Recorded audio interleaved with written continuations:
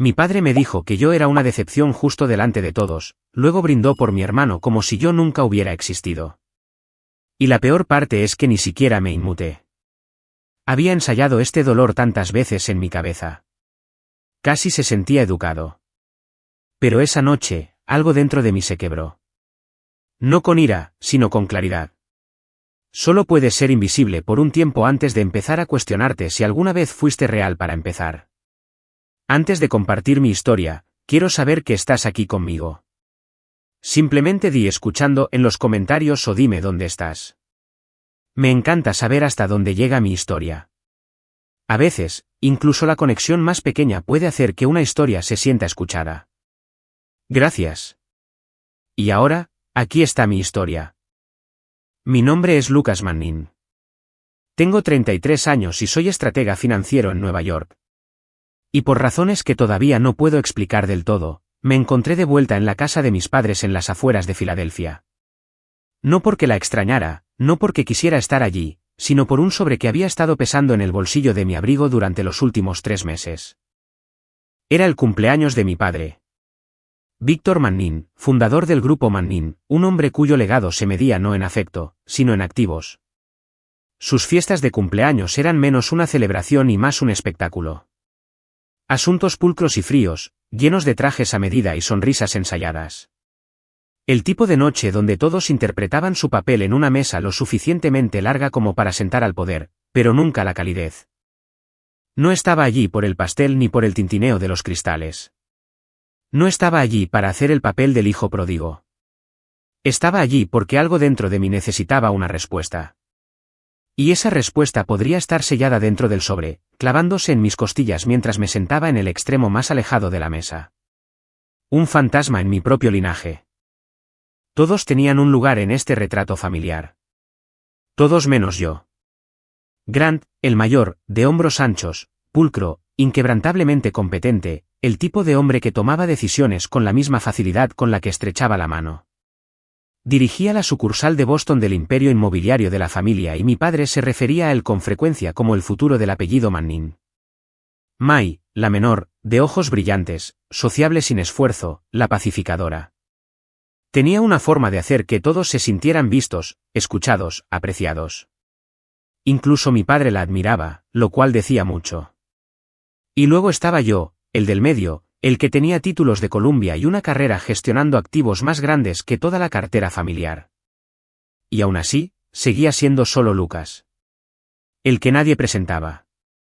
Aquel cuyo nombre flotaba en el aire pero nunca aterrizaba. Para mi padre, yo era el chico de ciudad que eligió el piano en lugar del béisbol, las finanzas en lugar de la familia y la independencia en lugar de la herencia. Un inadaptado vestido de lana cara. Tolerado en el mejor de los casos, invisible en el peor. La cena estaba a la mitad cuando mi padre se levantó, con una copa de vino en la mano. Su voz era clara, segura, imponente. Estoy orgulloso de mis hijos, dijo. Cada uno de ellos lleva adelante el legado de esta familia. Se volvió hacia Grant primero, con el orgullo casi vibrando en su pecho. Luego hacia May, con los ojos suavizados. Las palabras de afirmación se derramaron sin esfuerzo como aceite sobre cristal. Y entonces su mirada se dirigió hacia mí. Hizo una pausa, sonrió levemente y bebió. Sin palabras, sin nombre, solo un cambio de tema como si yo fuera una ocurrencia tardía que era mejor no mencionar. Ese silencio fue más ruidoso que cualquier otra cosa que hubiera oído jamás. Agarré mi copa de vino con tanta fuerza que crujió en mi mano. El sobre en el bolsillo de mi abrigo presionaba contra mis costillas como una espina. No era solo papel lo que había dentro.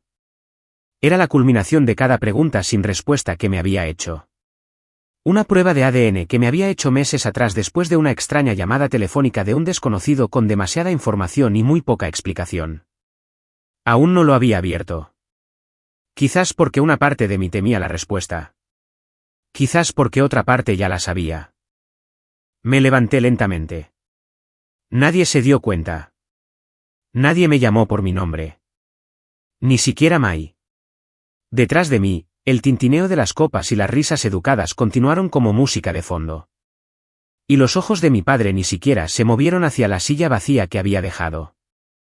No recuerdo exactamente cuando me di cuenta de que no me querían. No solo que no les gustaba, sino que era no deseado, innecesario. Quizás fue el domingo en que Grant fue con papá al partido de los Eagles y a mí me dejaron con la señora Perkins, el ama de llaves. O quizás fue cuando empecé a tocar el piano y mi padre dijo, los hombres de verdad no se sientan detrás de los teclados a menos que estén programando o operando en bolsa. Nunca me pegó. Nunca gritó. Pero todo en su silencio gritaba, no eres lo que pedí. Recuerdo la única vez que asistió a uno de mis hitos, mi graduación de la escuela secundaria. Llevaba el birrete y la toga alquilados, estrechando la mano de un director, sonriendo como si importara. Después, me apartó y dijo, quítate esa cosa. Es solo una escuela privada. No desfiles como si fuera algo de lo que presumir.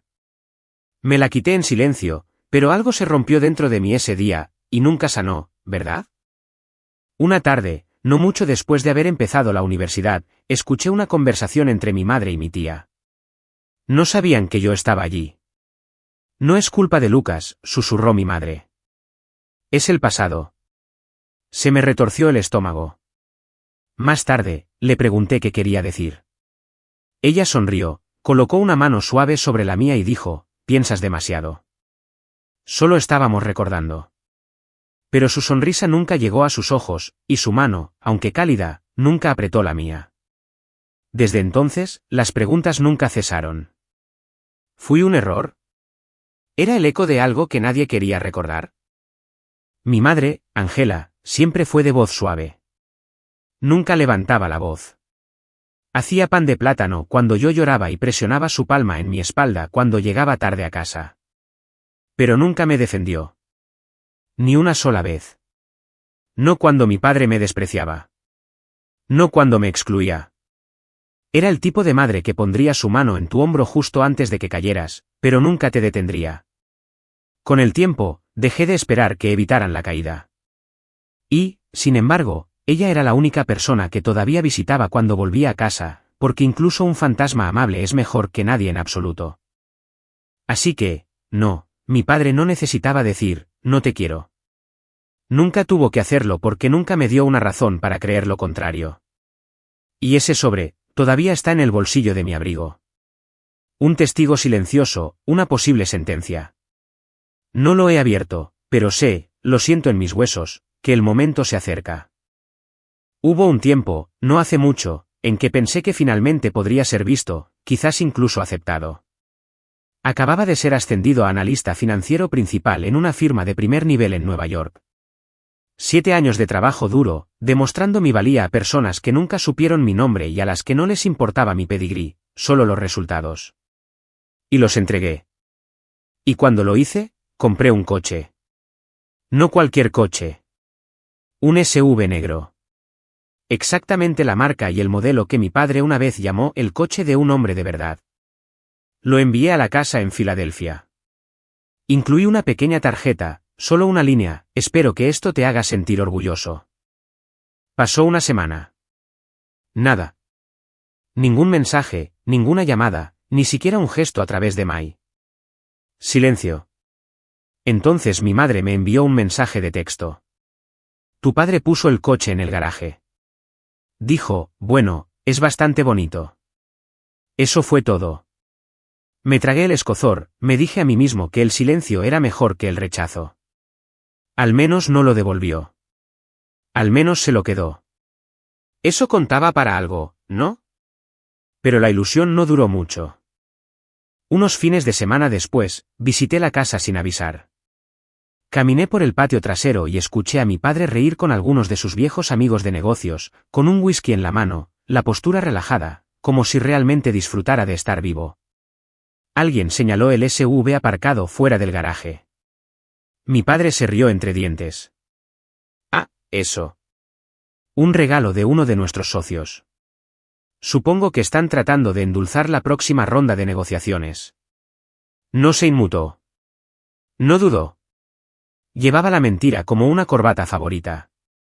Ni siquiera una mención de pasada de que provenía de su hijo. No intervine. No dije una palabra. Simplemente me quedé detrás del seto como un extraño escuchando a escondidas una vida en la que no era bienvenido. Más tarde esa noche, Mai intentó defenderlo. No es muy bueno expresando las cosas, dijo. Pero te juro que le gustó. Simplemente no sabe cómo demostrarlo. Pero eso no era cierto. Le había visto expresar orgullo, amor, alegría, todo ello, solo que nunca por mí. Y estaba empezando a entender por qué. Comenzó con una curiosidad, nada más. Una tendencia en nuestra industria. Kits de ascendencia, pruebas de ADN, desgloses de herencia genética.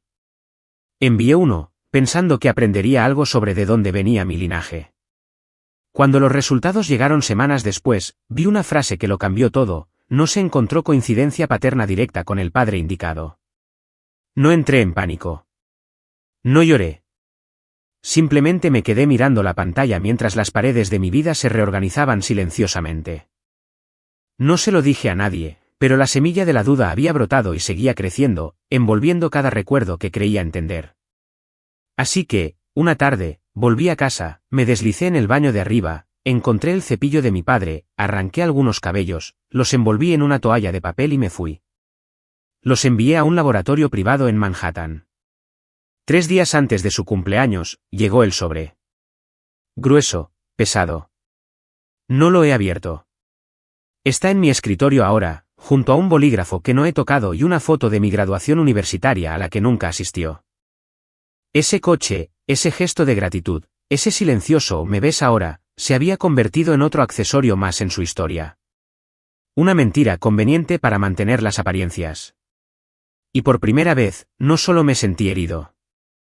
Me sentí usado, no rechazado, reutilizado. Salí de la fiesta como alguien que sale de un edificio en llamas.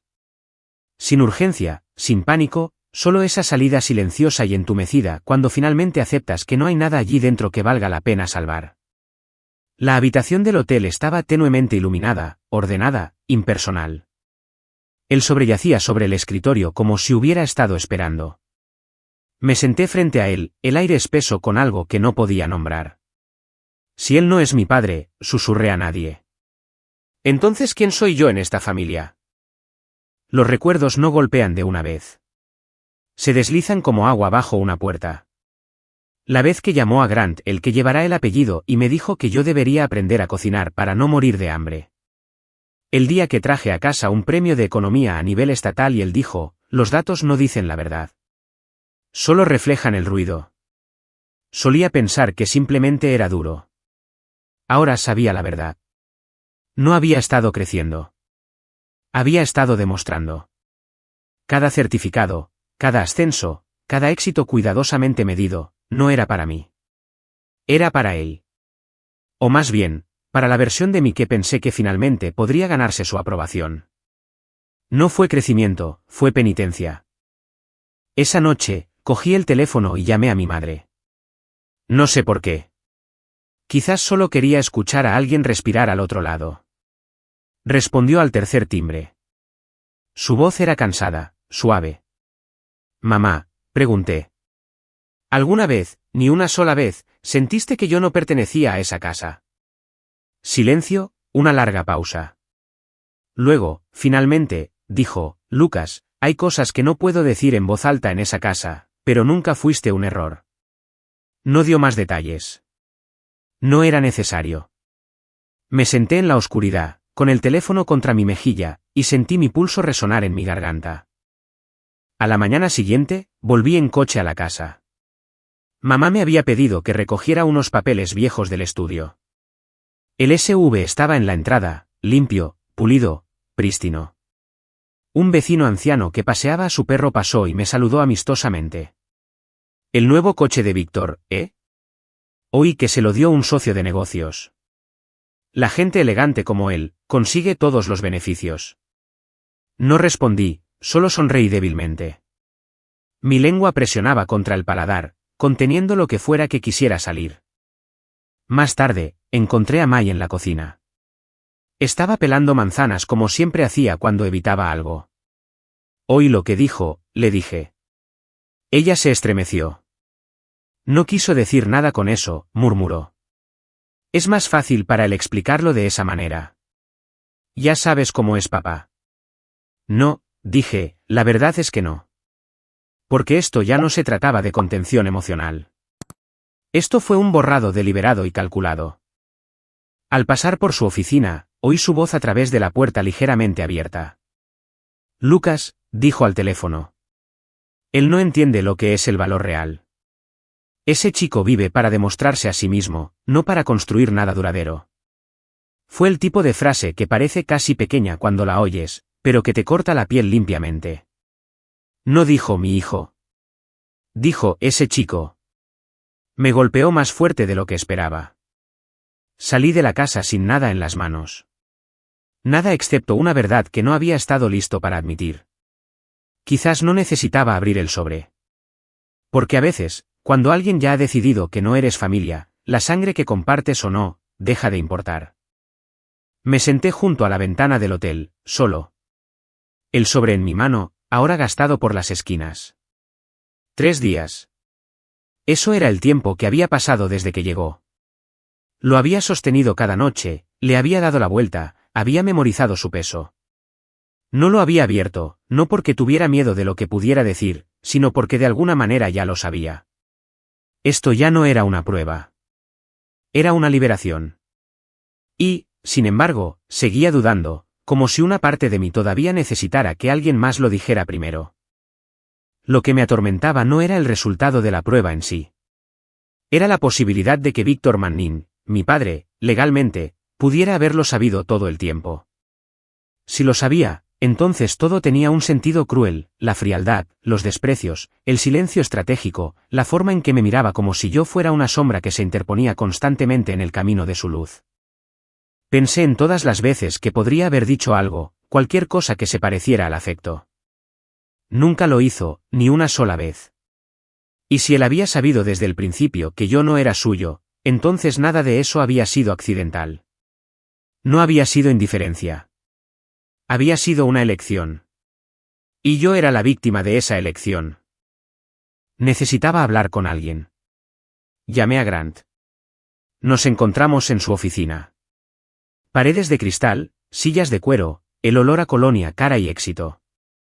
Se sentó frente a mí, con las manos cruzadas, esperando. Di vueltas a la pregunta hasta que finalmente pregunté, ¿alguna vez notaste algo raro en la forma en que papá me trataba? Grant no parpadeó. No encajas en su molde, Lucas. Eso es todo. Elegiste una vida diferente. No es personal. Es práctico.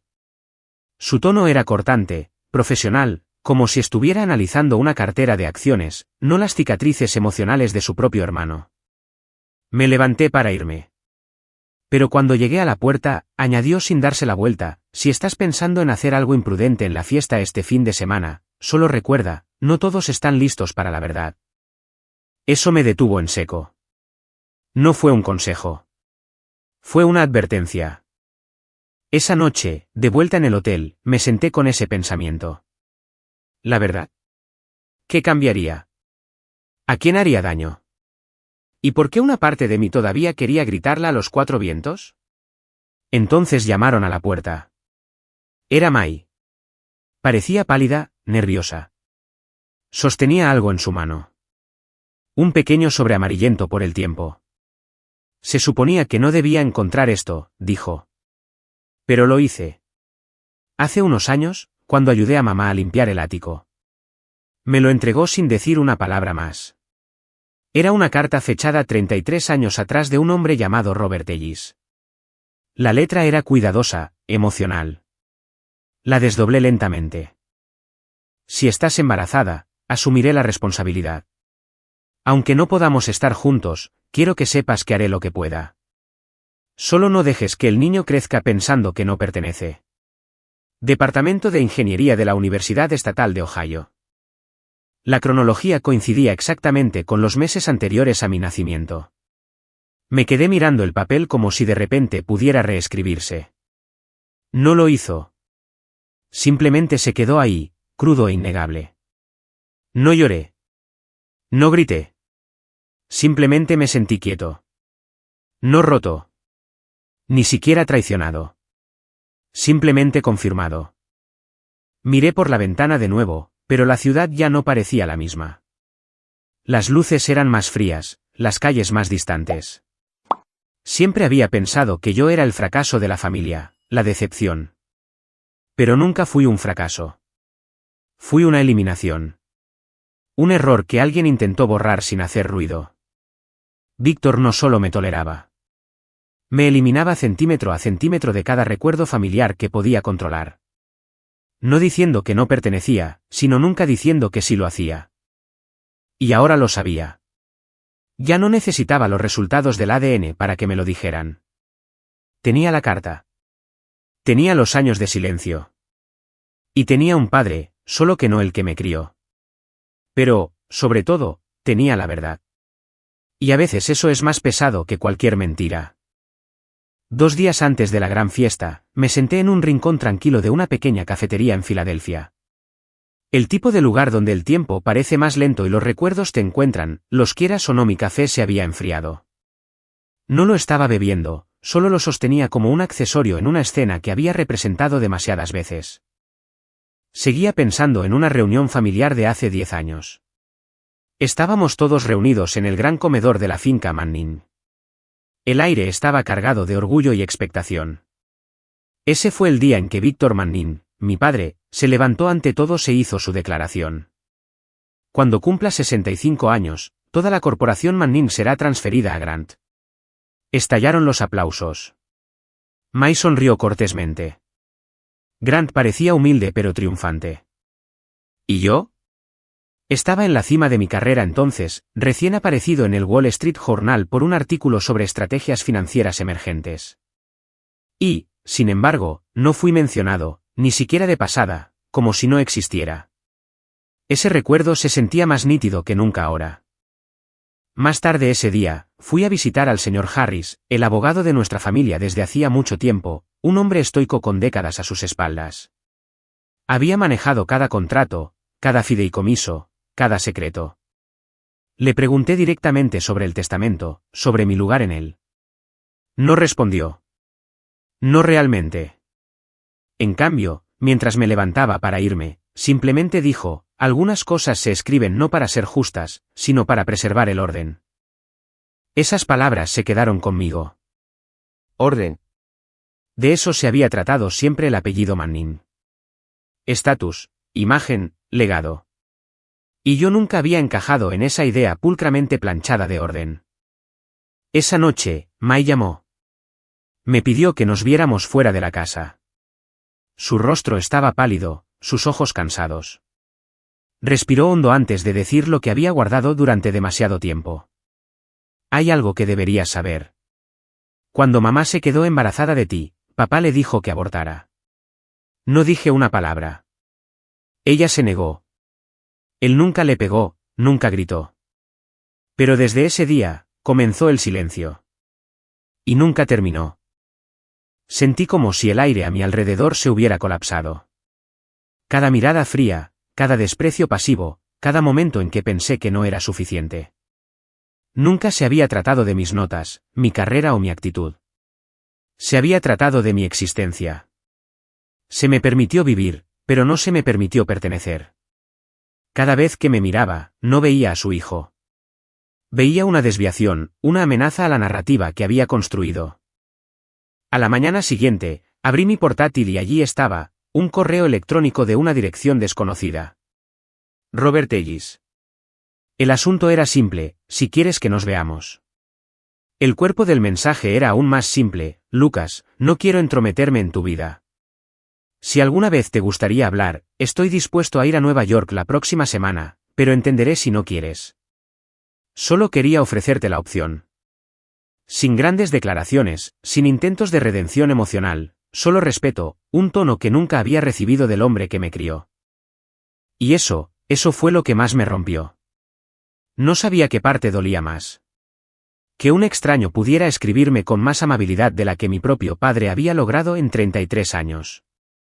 O que todo lo que había luchado tanto por preservar, el nombre, el legado, la ilusión, nunca me había incluido para empezar. Había estado defendiendo un reino que nunca me consideró realeza. Miré de nuevo la carta de Robert, luego el informe de ADN, luego la vieja carta que May me había dado. Cada uno era una cuchilla, cortando la versión de mí mismo que tanto me había costado mantener unida. No quedaba lugar para la duda. La única pregunta ahora era, ¿qué iba a hacer en esa fiesta, frente a la familia que siempre me había tratado como un fantasma en sus fotografías? ¿Me quedaría en silencio o finalmente me haría ver? Sabiendo muy bien que no habría vuelta atrás. Cualquier elección que hiciera, definiría todo lo que vendría después. Volví a la casa la noche antes de la fiesta. La cocina todavía se veía como cuando era niño. Los mismos armarios de madera, los mismos azulejos amarillos, pero la mesa del comedor se había vuelto más larga, más fría. Los 5 nos sentamos separados, con 33 años de silencio extendiéndose entre cada silla. La cena comenzó con las formalidades habituales. Papá le preguntó a Grant sobre su reciente adquisición en Chicago, luego se volvió hacia May y le preguntó sobre su recaudación de fondos benéfica. Su voz era cálida, familiar, como siempre lo era con ellos. Luego se volvió hacia mí. La sonrisa no llegó a sus ojos. Entonces, Wall Street sigue vendiendo sueños disfrazados de números. Le devolví la sonrisa, con los labios apretados. Ese era su insulto favorito. Desde que entré en finanzas, lo llamó soplar burbujas para listillos. Solía doler. Ahora solo resonaba. Entonces sucedió algo inesperado. Mamá habló. Lucas acaba de ser nombrado para la Junta de Asesoría Estratégica en Morgan Lincoln, dijo, con voz firme.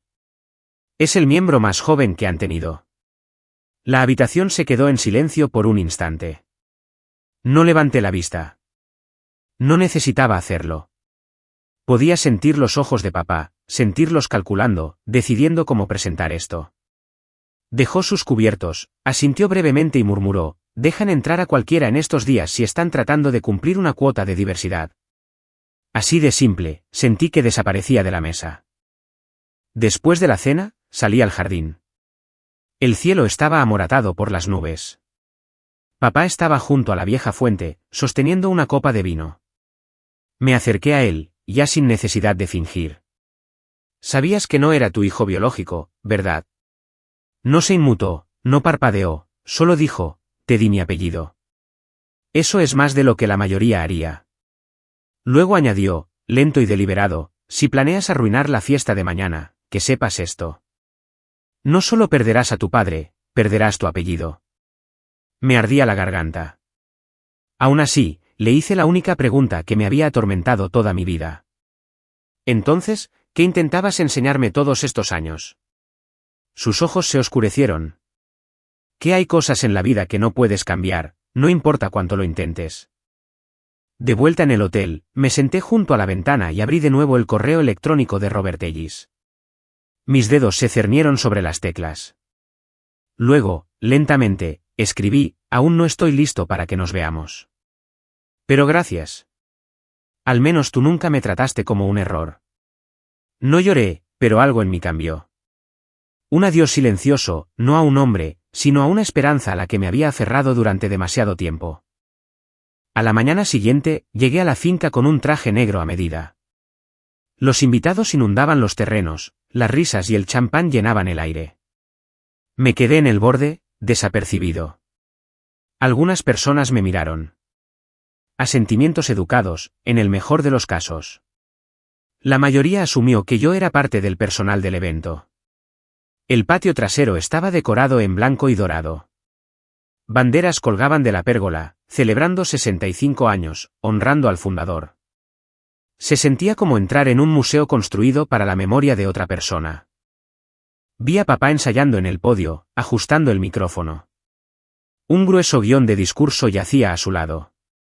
Grant y May se movían con gracia entre la multitud, estrechando manos, sonriendo. Nadie me mencionó. Nadie preguntó dónde había estado. Detrás de una cortina cerca del escenario, me quedé solo con 2 papeles en el bolsillo, los resultados del ADN y la carta de Robert Ellis. Ambos pesados, ambos afilados. Entonces comenzaron los aplausos. Papá subió al escenario. Habló de legado, de visión, de construir algo que lo sobreviviera. Y luego hizo una pausa, sonrió y dijo, este es mi hijo, Grant Manning, el hombre que llevará adelante nuestro apellido. Grant subió. Se abrazaron. Las cámaras destellaron, la gente aplaudió, y yo me quedé allí. Ni siquiera una nota a pie de página en la historia. Mi mano agarró el sobre en mi bolsillo. Este era mi momento. Podía subir, tomar el micrófono, decirlo todo. La verdad finalmente dicha en voz alta. Di un paso adelante. Grant me miró. Solo una mirada. Sin ira, sin miedo, solo una advertencia silenciosa. No hagas esto. Y en mi cabeza, la voz de papá susurró de nuevo. Hay cosas en la vida que no puedes cambiar. Di un paso atrás. Salí de la fiesta desapercibido. Nadie me llamó.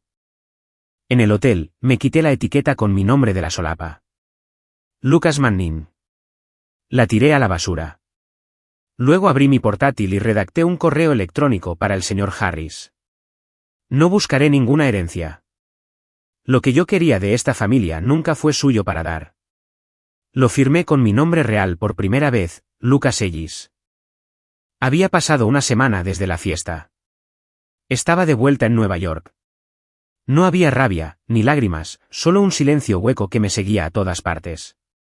La gente piensa que decir la verdad se supone que se siente como una liberación. Pero a veces todo lo que deja atrás son pedazos rotos que nadie quiere recoger. Entonces sonó el teléfono.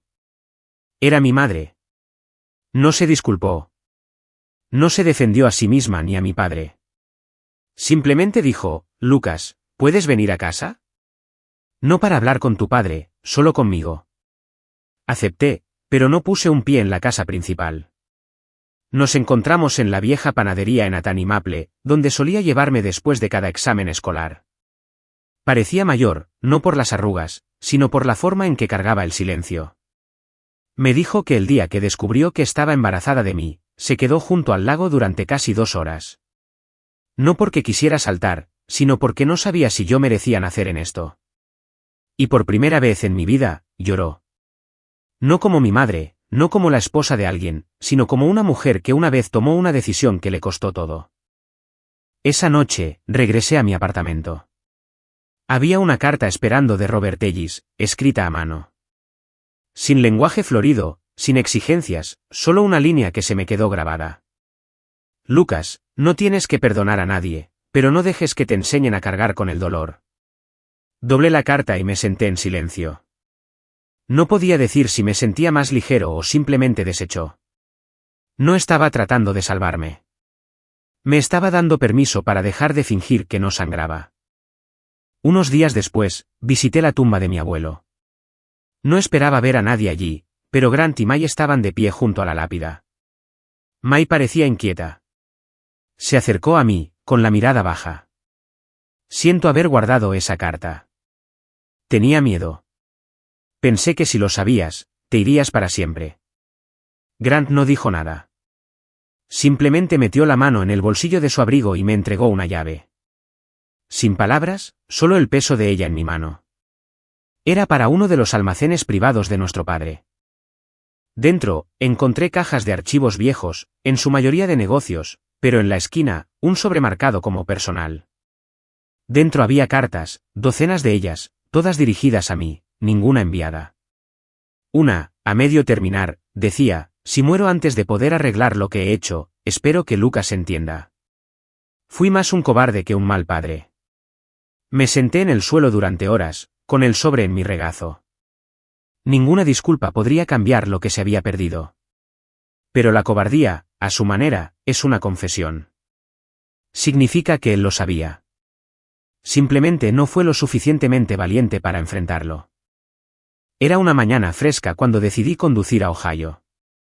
Las hojas comenzaban a cambiar y el cielo tenía esa extensión de azul pálido que hacía que todo se sintiera más tranquilo. No buscaba un padre. Solo quería saber que no había comenzado mi vida como la negación de alguien. En el bolsillo de mi abrigo había una carta que una vez le escribí a Víctor. Nunca enviada. Tenía una línea, tuviste una opción. No me elegiste a mí. A mitad de camino a Columbus, me detuve en un área de descanso, prendí fuego a la carta bajo un arce y la vi enroscarse hasta convertirse en nada. Ya no necesitaba que él me eligiera. Ya me había elegido a mí mismo. Antes de llegar, me desvié para pasar por mi antigua escuela secundaria. El lugar todavía olía a libros de texto viejos y linóleo pulido. La señora Kellerman, mi profesora de literatura, caminaba hacia la puerta principal cuando me vio. Sonrió. Siempre me has recordado más a tu madre que a nadie. Fue algo tan simple de decir, pero me llegó a algún lugar profundo. Toda mi vida, pensé que no encajaba. Quizás solo estaba plantado en el suelo equivocado. Finalmente, llegué a una pequeña casa de madera enclavada detrás de hileras de arces rojos. No llamé de inmediato, simplemente me quedé allí, respirando. Entonces la puerta se abrió. Robert Ellis se veía exactamente como lo imaginé, de cabello canoso, ojos amables y tranquilo.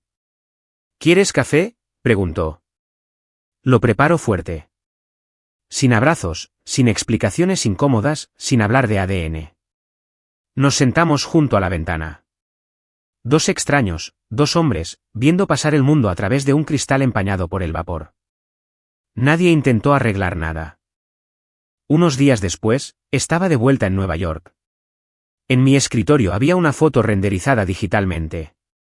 Un niño, yo, sentado en el regazo de mi madre, riendo. Un momento que nunca tuve, ahora imaginado en existencia. Abrí mi grabadora de podcast personal y le di a grabar. Si alguna vez te has preguntado si eres digno de amor, déjame decirte esto. No necesitas el permiso de nadie. No necesitas un linaje. Ni siquiera necesitas un nombre. Solo necesitas creer que importas y luego escribir tu propia historia. Hice una pausa. Luego terminé la grabación. Ya no era Lucas Manning. Solo Lucas. Eso es todo lo que tengo por ahora. Gracias por quedarte conmigo a través de cada palabra, cada pausa y cada momento de silencio que he cargado durante años. Si alguna vez has sentido que el amor venía con condiciones o que tu valía tenía que ser demostrada solo para ser visto. Si alguna vez has estado en una habitación llena de gente y aún así te has sentido invisible, o quizás no lo has vivido pero lo entiendes. Lo has presenciado o tu corazón simplemente sabe cómo podría sentirse este dolor. Simplemente comenta ir abajo. A veces eso es todo lo que se necesita para decir, te escucho. He estado ahí. No estás solo. Y si sientes que quieres compartir tu propia historia, por favor hazlo. O simplemente siéntate con la mía. Ambas cosas son más que suficientes. Estaré aquí, y también lo estarán otros. Porque en este pequeño rincón del mundo, quizás nuestras historias, rotas, silenciosas, inacabadas, finalmente tienen un lugar al que pertenecer. Hasta la próxima vez, cuídate. Y no olvides que la sanación no siempre parece ruidosa, pero siempre comienza con escuchar.